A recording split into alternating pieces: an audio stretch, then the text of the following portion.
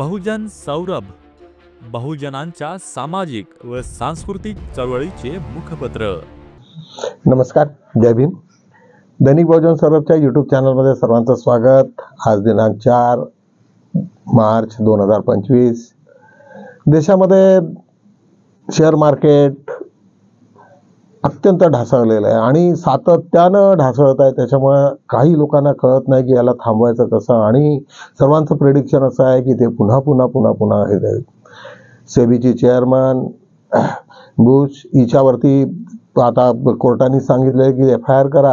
आता याच्यानंतर काय होईल ते अजूनपर्यंत कळलं नाही, परंतु महाराष्ट्रात असल्यामुळे आणि देवेंद्र फडणवीसचं सरकार असल्यामुळे यावेळेस थोडंसं काय कुठल्या पद्धतीने ते डायरेक्शनमध्ये जाईल त्याच्यामुळे सांगणं अवघड आहे। दुसरं एक अत्यंत महत्त्वाचं म्हणजे संपूर्ण जगामध्ये एक वेगळ्या पद्धतीचं वातावरण निर्माण झालेलं आहे। तुम्हा सर्व लोकांना माहिती आहे की डोनाल्ड ट्रम्प ह्याच्यावरती विरोधात्मक अनेक व्हिडिओ झालेले आहेत। आज ते सर्वच व्हिडिओ डोनाल्ड ट्रम्प किती बदमाश आहे, डोनाल्ड ट्रम्प कसा आहे, डोनाल्ड ट्रम्पनी मोदीची किती हे केलेली आहे, तिथे युक्रेनच्या अध्यक्षासोबत किती वाईट बोलला, त्याच्यामुळे अमेरिकेच्या अनेक ठिकाणी रस्त्यावरचे प्रदर्शनं येते डोनाल्ड ट्रम्पच्या विरोधातलं सर्व जे काही होतं ते सर्व दाखवण्याचा प्रयत्न करतायत। पण बंधूंनो, तुम्हा सर्व लोकांना एक लक्षात असलं पाहिजे की डोनाल्ड ट्रम्पनी सर्वात पहिले केलं काय? युद्ध थांबवलं ना। मग युद्ध थांबवल्यामुळे लोकांच्या पोटात दुखण्याचं काहीच गरज नव्हतं। युरोपियन कम्युनिटीच्या सर्व लोकांनी युक्रेनला मदत करण्याचं आवाहन केलं, पण कशासाठी? लढवायसाठी। म्हणजे युक्रेनच्या युद्धामध्ये पुन्हा या लोकांनी तेल टाकण्याचं काम जे करतायत हे निश्चितच आता ठीक आहे, मान अपमान हे ते सर्व गोष्टी सुरू आहे, परंतु एवढ्या दिवसापासून अमेरिकेच्या चुकीच्या पॉलिसीमुळे युक्रेनला वाटेल तेवढ्या प्रमाणामध्ये मदत होत होती आणि तिथे बॉम्ब गोळा हे सर्वच्या सर्व तिथे टाकून पूर्णच्या पूर्ण रशियाच्या विरोधामध्ये सारखं होताना तुम्ही 2-3 वर्षापासून पाहिलेलं आहे। तिथले घर उद्ध्वस्त झालेले आहे, सर्वच्या सर्व जीवन उद्ध्वस्त झालेलं आहे, शाळा सर्व संस्था उद्ध्वस्त झालेल्या आहेत। आणि अशा ठिकाणी जर डोनाल्ड ट्रम्पनी जर युद्ध थांबवलं असेल आणि कुठल्याही याच्यामध्ये त्यांनी काही केलंही असेल तरी मला असं वाटतं की आपण लोकांनी तो विचार करायला पाहिजे की यावेळेस जगातले सर्वात मोठ्या प्रमाणामध्ये युद्धविरामाचं मोठं काम सुरू आहे। इव्हन चायनानी तायवानला जाऊन तिथे चांगले आपले संबंध प्रस्थापित करण्याचा प्रयत्न केला आणि संपूर्ण विश्वात जर युद्धबंदीचा जर कायदा झाला किंवा त्याच्यावरती कोणीतरी बंदिस्त केलं तर त्याच्यामुळे एवढ्या सर्व यूट्यूब चॅनल आणि यांनी त्यांनी करायला गरज नाही, परंतु त्याच्या मागचं एक वेगळी भूमिका पण आहे।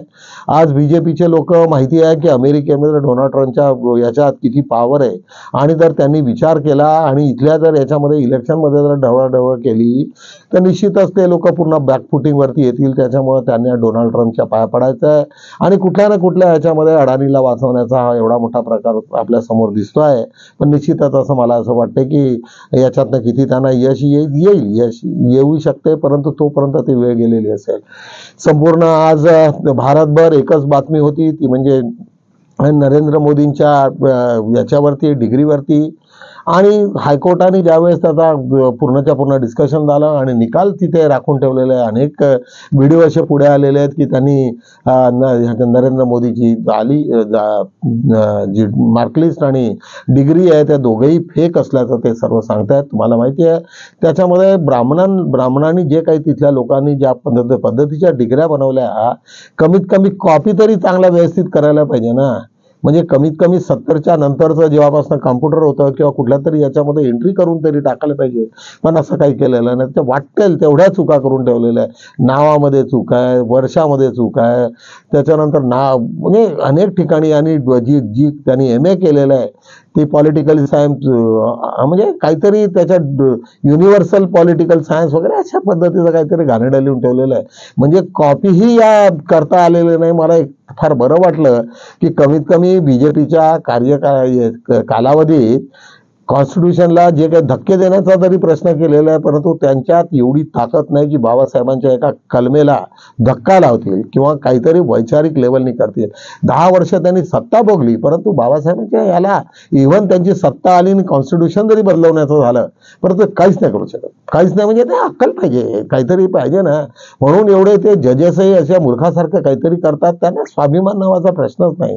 त्याच्यामुळे बंधूंनो, मला ते असं वाटायला लागलं की एवढा मोठा तिथं वकील जेटली आणि तिथे अमित शहा या दोघांनी प्रेस कॉन्फरन्स करून त्या बोगस डिग्री सर्वांना दाखवली आणि त्याच्यावरती बोलतात. म्हणजे कमीत कमी एखादी डिग्री तरी व्यवस्थित करायला पाहिजे होती. वाटेल त्या विद्यापीठ आहे ते डिग्र्या देतात किंवा याच्याने होत असतं, अनेक ठिकाणी काहीतरी करता आलं असतं, परंतु त्यांच्यासाठी एखादं विद्यापीठच उघडून टाकायला पाहिजे होतं मोदीच्या नावाने, किंवा एखादं विद्यापीठच त्यांनी विकत घेऊन टाकू शकले असते. परंतु ज्या मूर्खपणा केला त्याच्यामुळे ते स्वतःच हे आलेले आहे. असंही बोललं जाते की जेटली आणि अमित शहानी हा केलेला खेळ असेल, बहुधा मोदीला माहिती नसेल की अशाही पद्धतीचं काहीतरी कोणी करतील की जेणेकरून एक 10 वर्षाच्या नंतर मोदींनी स्टेप डाऊन व्हावं आणि त्याच्या ठिकाणी अमित शहानी आपलं सत्ता घ्यावी, अशाही पद्धतीचं बोलल्या जात आहे. त्याच्यानंतर आज दिल्ली विधानसभेमध्ये फार गोंधळ पाहायला मिळालेला आहे. तिथे बीजेपी अत्यंत आक्रमक होती. त्यांनी 4 दिवसापासून आम आदमी पार्टीच्या लोकांना आतमध्ये येऊ दिलेलं नाही आणि तिथे आल्याच्या नंतर अशी ती विरोधी पक्षनेता आम आदमी पार्टीची हिला बोलूही दिलेलं नाही. अशा ठिकाणी जर हे असते आणि त्याच्यानंतर ते पुन्हा राष्ट्रपतीला भेटायला गेल्या तर तिथेही त्यांना भेटू दिलेलं नाही. अशा पद्धतीचं हे सर्व वातावरण असताना अत्यंत म्हणजे खेदजनक परिस्थिती आपल्या देशातली आहे. आणि इकडे आज कोणीही सुटलं नाही, कोणत्या जातीचा धर्माचा कोणी माणूस सुटला नाही शेअर मार्केटमध्ये. त्याच्यामुळे निश्चितच आज आणि इकडे मात्र मोदी आपले सफारीला गेलेले आहेत एका फॉरेस्टमध्ये आणि तिथे ते आपली मौज मजा करतात. काय हा देशाचा पंतप्रधान किती म्हणजे बरं आहे, न बोललेलं बरं. तर चला बंधूंनो, दैनिक बहुजन सर्वोच्च असा आढावा घेऊया थोडक्यात. आज दिनांक 4 मार्च 2025 महाराष्ट्र विधान परिषदेच्या निवडणुकीची घोषणा. फार कमी हे असल्यामुळे एका दिवसातच ते सर्वच्या सर्व प्रक्रिया संपेल आणि यावेळेस आता काँग्रेस बीजेपीची सत्ता असल्यामुळे ते काय गडबड करतील त्याच्यात काही आता सांगणं अवघड आहे. अधिवेशनाच्या पहिल्या दिवशी गोंधळ. महाराष्ट्र अर्थसंकल्प 2025च्या याच्यामध्ये एक खास आमदार एक बनावटी दस्तावेजाच्या आधारावरती त्यांना यांनी शिक्षा झाली 2 वर्षाची आणि त्याच्यावरती मात्र सर्वच्या सर्व विरोधी पक्ष लोकांनी खडाजंगी सुरू केलेली आहे आणि त्याच्यानंतर त्यांना सांगितलं की त्यांना इथे येऊ देऊ नका, त्याला बरखास्त करा, अशा पद्धतीचा फार मोठा धिंगाणा झालेला आहे तिथे. महाराष्ट्रात तामिळनाडूचे मुख्यमंत्री के स्टॅलिन यांच्या अफलातून आव्हान. त्यांनी सांगितलं की भराभर पोरं तयार करा, 2 पेक्षा जास्त पोरांना हे करा. आता ते कोणत्या अर्थाने बोलला तर त्याचा काही सांगणं अवघड आहे. विद्यार्थ्यांच्या स्मार्टफोन वापरण्यावर पूर्णपणे बंदी घालणे हा अव्यवहारिक दृष्टिकोन, दिल्ली हायकोर्टाचा निकाल. आज त्याच्याच बाजूला अमेरिकावासी साठी गुजरातचा पटेल झाला पाकिस्तानचा हुसेन आणि त्याला तिथे राहून अमेरिकेमध्ये राहून त्याला त्या नावाशिवाय ते पर्याय नव्हता आणि तिथे अशा प्रकारची ती बातमी आहे. रणरणत्या उन्हात शेतकऱ्यांचा एल्गार. आज अनेक ठिकाणी मोठ्या प्रमाणामध्ये विधानसभा निवडणुकीला पराभव झाला काँग्रेसचा आणि सर्व लोकांचा. त्याच्यामुळे त्यांनी आज मोठा एक मोर्चा तिथे गेला आणि त्या मोर्चाच्या याच्यामध्ये फार उत्साहाने शेतकरी मोठ्या प्रमाणामध्ये सामील झाल्याची बातमी आहे. आज फुलेशाहू आंबेडकर यांच्या विचाराने भारावलेले क्रांतिकारी इंजिनियर लेखक तुकाराम माने यांचा वाढदिवसानिमित्त हार्दिक शुभेच्छा आणि इथे कार्यक्रम सुद्धा आहे. आज अर्थमंत्र्यांनी सादर केले 1,85,400 कोटी रुपयाचे बजेट. झारखंडची बातमी आहे. आज 95 लक्ष करोड जर शेअर मार्केटचे गेले तसे कितीतरी स्टेट त्याच्यामध्ये तेवढ्या याच्यामध्ये राहू शकले असते. चला आज 5-2 वरती बघूया. आज एकता ही आपली शक्ती आहे. चांगलं आहे की दलित आपण आंबेडकरी समाज मोठ्या प्रमाणात एकत्रित आहोत. इव्हन इलेक्शनमध्ये सुद्धा आपण आपला विचार करण्याची फार मोठी शक्ती आहे आणि जेणेकरून आपण ज्या पद्धतीने आपला समाज चाललेला आहे ते निश्चितच एक महत्त्वाची बाब आहे ती. ट्रम्प झेलेन्स्की खडाजंगी हे जरी ते झालं असेल परंतु एलेन्स्की युक्रेन हा काही जास्त वेळ विदाऊट ट्रम्प राहू शकत नाही. अमेरिकेच्या जोरावरतीच तिथे झालं आहे कारण तिथे त्यांना आतापर्यंत मोठ्या प्रमाणामध्ये हेल्प, फायनान्शियली हेल्प अमेरिकेचीच होती आणि ते अमेरिकेत जर ते नाही झालं, इव्हन त्यांना झेलेन्स्कीला त्यांनी सांगितलं की तुम्ही ताबडतोब इलेक्शन घ्या आणि इलेक्शनच्या नंतर काय लोक म्हणतात त्याच्यावरती बघू. इलेक्शन म्हणजे तुम्हाला युद्ध पाहिजे आहे की तुम्हाला माणुसकीने आता सर्व व्यवस्थित करायचं आहे. बुरट्यांनो पुस्तके जाळा, माणसे जाळा. आज ज्याप्रमाणे दत्तकुमार खंडागळे यांचा एक लेख अत्यंत वाचनीय, अत्यंत मोलाचा आहे. ज्या पद्धतीने प्रशांत कोरडकर नावाचा नागपूरचा एक RSS म्हणता येईल किंवा BJPशी संबंधित आहे असं लोक म्हणतात, त्यांनी अत्यंत घाणेरड्या टीका शिवाजीवरती केलेली आहे. शिवाजी महाराजांवरती टीका करताना त्यांनी सांगितलं की इंद्रजित सावंत यांनी लिहिलेल्या त्या पुस्तकात, संशोधक आहेत ते, त्याच्यावरती त्यांनी फार घाणेरड्या शिव्या दिलेल्या आहेत. त्याच्यावरती संपूर्ण मराठा समाज एक मोठ्या प्रमाणामध्ये उसळलेले आहेत, परंतु ते मात्र दलित आपल्या आंबेडकराईट लोकांसारखं ते काही करू शकत नाही, कारण ते फक्त त्यांना राजकारणासाठी लोक गोळा करणं जमतंय. परंतु बाकी शिवाजी महाराजांवरती इतकं घाणेरडं लिखाण असूनही मात्र त्यांनी काहीही केलेलं नाही. फक्त पेपरच्या माध्यमातून, व्हॉट्सअपच्या माध्यमातून ते जिकडे तिकडे बोंबाबोंब करतायत. असा हा लेख अत्यंत महत्त्वाचा लेख आहे. त्याच्याच खाली महाबोधी महाविहार बौद्धांच्या हवाली करा, खूप वर्षाची ती मागणी होती. स्वातंत्र्यानंतर ती मागणी सातत्यानं तिथे 4 आणि 5 याच्यामध्ये 9 लोकांमध्ये टाय होते आणि दरवेळेस तिथे हिंदू लोकांचं तिथे साम्राज्य आहे म्हणून बौद्धांसाठी ते फ्री करावं, याच्यासाठी मोकळं करावं. पहिल्यांदा तिथे आंतरराष्ट्रीय लेवलवरती सर्व लोक तिथे उतरलेले आहेत. दलाई लामापासून सर्व लोक आहेत. त्याच्यामुळे निश्चितच यावेळेस काहीतरी होण्याची शक्यता दिसते आणि यावेळेस मोठ्या प्रमाणामध्ये तिथे इलेक्शन सुद्धा आहे. याच्यावरती प्रवीण बागडे यांचा लेख अत्यंत वाचनीय आहे.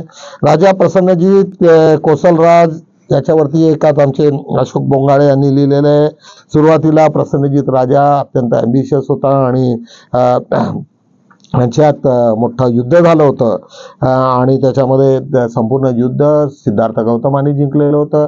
तर त्याच्यामुळे तिथे त्यांच्यातनं नंतर मग वैरत्व आलं. नंतर बुद्धाच्या याच्यामुळे प्रभावित होऊन त्यांनी अंगुलीमाल, ज्यावेळेस त्यांना पकडलं आणि अंगुलीमालाला त्यांनी विनंती केली की माझी एकच तुमची विनंती आहे की तुम्ही त्यांना सोडा, आणि त्याच्यानंतर सर्व परिवर्तन झालं. परंतु यांनी वेगळ्या अर्थाने त्याच्यामध्ये लिहिलेलं आहे आणि अत्यंत चांगला हा लेख आहे, तुम्हाला वाचनीय आहे, निश्चितच हे होईल. आजचं टायटल आहे इथे 3 वर्षी शहाणपण, हे वयावर नाही तर अनुभवावरून अवलंबून असते. एकदम बरोबर आहे. त्याच्यावरती खालचा आज आमची एक दुसरा लेख आहे, एक सुरेश तुकाराम माने यांचा, जात माझी मी जातीचा. एक उग्र शाप आपल्या देशात झालेला आहे. त्याच्यावरती अनेक महापुरुषांनी वाटेल तसे त्याच्यावरती लिखाण केलेलं आहे, परंतु लोक ज्या पद्धतीने हे करायला पाहिजे, म्हणजे त्याच्यात इम्प्रूव्ह व्हायला पाहिजे किंवा त्याच्या बाहेर निघायला पाहिजे, ते होत नाही आणि सातत्यानं पुन्हा त्या दलदलीमध्ये फसून राहण्याच्या चक्करमध्ये असतात. त्याच्यामुळे आजचा हा लेख अत्यंत महत्त्वाचा आहे. त्याच्या मागची कारणे काय नाही. आज अनंतयाने इथे एका मुलीचा प्रसंग दाखवलेला आहे, अत्यंत सुशिक्षित आणि चांगली मुलगी, परंतु गरीब, आणि तिच्यावरती तिची सासू काय तिच्यावरती हे करते आणि त्याच्यातनं तिचा सासरा मात्र तिच्यावरती असतो, तिच्या सोबत असतो आणि त्याच्यानंतर ती सर्व स्टोरी घरगुती स्टोरी आहे. त्याच्यामुळे निश्चितच तुम्हाला आवडेल. कर्तबगार धाडसी महिला पोलीस उपायुक्त श्वेता खेळकर हिच्यावरती एक आज आमचे प्राध्यापक डॉक्टर नरेशचंद्र कोठाळे हे सातत्यानं या लोकांची मदत घेत असतात, म्हणजे त्यांच्याकडे जात असतात, त्यांना जास्तीत जास्त एक्सपोज करत असतात. त्याच्यामुळे त्या कशा झाल्या, त्यांनी काय हे केलेलं आहे आपल्या त्या इथपर्यंत हे MPSC मधून कॅडरमधून आलेले आहे. त्याच्यामुळे त्यांची ओळख म्हणून आज आमचा कॉलम ते चालवतात. समाजकार्याबरोबरच वकिलींचे शिक्षण घेणारी एक 18 वर्षापासून यशोगाथा, याच्यामध्ये त्यांनी सांगितलंय की मी कशी शिकली, मला काय त्रास झाला आणि त्याच्यानंतर कसं तिच्या लग्नाच्या नंतरचे काय प्रॉब्लेम झाले, हे सर्व मांडणारा हा लेख. एक राजाराम पाटील यांचा सुद्धा एक छत्रपती शिवरायाचे रयतेचे स्वराज्य आणि अनधिकृत घरे तुटण्याचा गावठाण प्रश्न, आज ज्या पद्धतीने महाराष्ट्राचं वातावरण गढूळ करण्याचा प्रयत्न लोकांनी केलेला आहे त्याच्यावरती आधारित आजचा लेख. अत्यंत थोडा राजकीय दृष्टिकोन त्याच्यामध्ये आहे. आज 4 वरती बघूया. महाराष्ट्र अनिष्टच्या राज्यव्यापी महिला परिषद परिषदेचे आज आढावा झालेले आहे। संविधान परिवाराच्या वतीने कर्मवीर बाबू हरदास सावळे यांना अभिवादन करण्यात आलेले। नांदेड शहरातील संविधान अमृत महोत्सव साजरा झाला। नांदेडची बातमी। महाबोधी महाविहार आमरण उपोषणाला दडपणाऱ्या बिहार सरकारचा निषेध। आज सर्व लोक तिथे आलेले आहेत, परंतु मोठ्या प्रमाणामध्ये यावेळेस त्याच्यावरती उठाव ठेवण्यात आलेले आहे। अमरावती येथे 9 मार्चला आंबेडकरी काव्य संगीती फार मोठमोठाले विद्वान आणि कवी त्याच्यामध्ये दिसत आहेत। अशोक बुरबुरे, त्याच्यानंतर साहित्यिक अशोक पळवेकर हे त्याच्यातलं प्रामुख्यानं उपस्थिती राहणार आहे। बुद्ध धम्म प्रचारक आदर्श कवी मंडळाची आमसभा झाली, त्याच्यामध्ये अनेक नागपूर इथे झालेली आहे, त्याचा सर्व आढावा आम्ही घेतलेला आहे। शिल्पा सोसायटी नरेंद्रनगर येथे रोग निदान शिबिर आयोजित करण्यात आलं होतं, त्याच्यामध्ये सर्व आमचे जवळचे लोक, दैनिक बहुजन सर्वचा मोठा परिवार त्याच्यामध्ये सामील झाला होता। राष्ट्रीय महिला महासंमेलनात संगीता ठलाल यांचा सत्कार, कुरखेडा इथली बातमी आहे। आज आमच्या त्या सातत्यानं ठलाल मॅडम आमच्या सोबत लिहत असतात। प्राध्यापक डॉक्टर श्रावण बानासुरे यांना संशोधक लेखन पुरस्कार जाहीर केलेला आहे। चंद्रपूर इथे आज सफाई कामगार आयोगाने राष्ट्र अध्यक्ष सतीश डागोर यांना एक निवेदन दिलेलं आहे, त्याची माहिती आम्ही दिलेली आहे। अशा रीतीने आम्ही दैनिक बहुजन सर्वचा आजचा आढावा घेतलेला आहे। निश्चितच तुम्हाला आम्ही रोजप्रमाणे विनंती करेल की जास्तीत जास्त फुले शाहू आंबेडकरांचे विचार घरोघरी पोहोचवणे हा आम्हा सर्व लोकांचा कर्तव्य आहे। त्याच्यामुळे निश्चितच आमचे PDF तुम्ही जास्तीत जास्त लोकांना स्प्रेड करा आणि जेणेकरून आपले विचार त्यांच्यापर्यंत जातील याची काळजी घ्या। एवढंच बोलतो आणि थांबतो। भेटूया आपण उद्या। जय भीम।